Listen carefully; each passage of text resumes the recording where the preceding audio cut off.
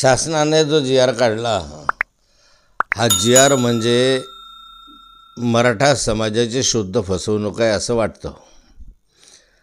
कारण कोणत्याही स्थितीमध्ये ब्लड रिलेशन असल्याशिवाय, म्हणजे रक्ताच्या नातेसंबंधामध्ये असल्याशिवाय त्याला दाखला देता येणार नाही अशा मागासवर्गीय आयोगाच्या सूचना नाही, तर त्यांनी स्पष्टपणे कायद्यात तरतूद करून ठेवलेली आहे.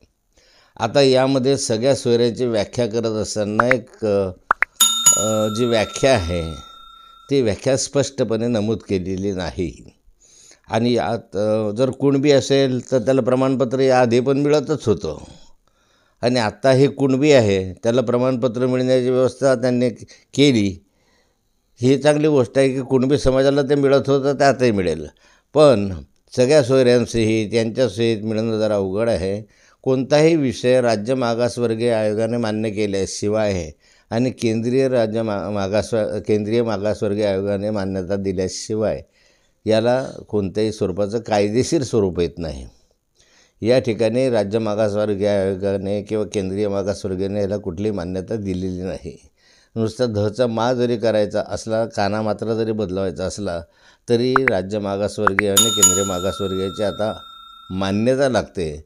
आणि हा जी आर काढत असताना जर ह्याला कोणी आव्हान दिलं तर मला शंका आहे की हा न्यायालयामध्ये टिकेल का नाही टिकणार.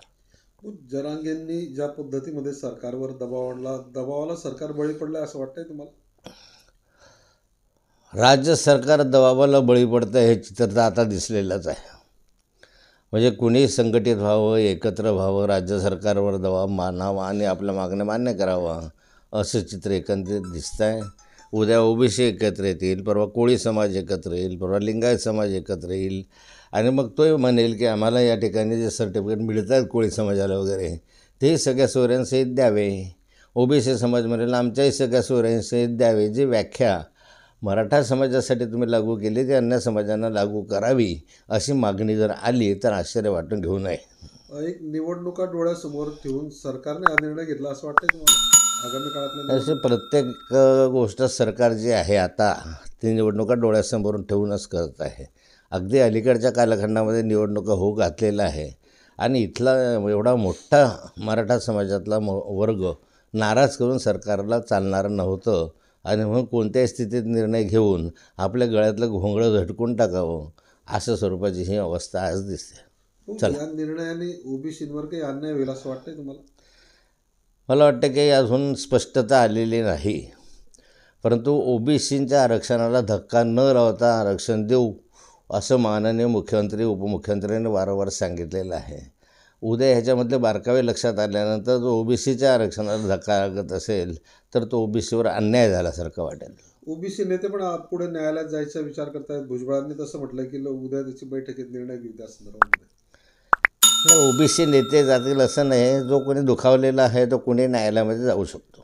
क्युरेटिव्ह पिटिशनचा अद्याप निर्णय आलेला नाही, त्या अगोदरच सरकारने हे केलेलं, तर हे कसं शक्य होईल? कायद्याच्या चौकटीत बसेल का? मला वाटतं राज्य सरकारने आज जो निर्णय घेतला हा क्युरेटिव्ह पिटिशनचा निर्णय आल्याच्या नंतर घेतला तर अधिक उचित झालं असतं, त्याला बळकटी आली असती. नाहीतर आजचा निर्णय हा क्युरेटिव्ह पिटिशनच्या निर्णयाशी जर विसंगत असेल तर मग एवढी मेहनत आणि ताकद आणि एवढे मोर्चे आंदोलन करून काही उपयोग होणार नाही.